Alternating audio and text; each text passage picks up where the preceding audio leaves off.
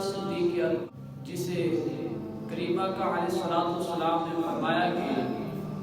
افضل البشر بعد الانبیاء،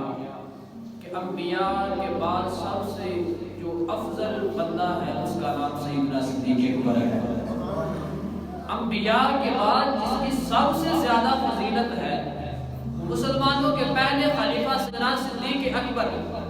اور حضور کے ساتھ محبت کا انداز، میں کہتا ہوں کہ اگر کسی نے دوستی کی مثال دیکھنی ہو تو وہ سیدنا صدیق اکبر کی مثال دیکھنی، اگر کسی نے کائنات میں محبت کی مثال دیکھنی ہو تو وہ حضور کے ساتھ سیدنا صدیق اکبر کی محبت کا پہلو دیکھ لے۔ جب حضور سے پیار کیا تو پھر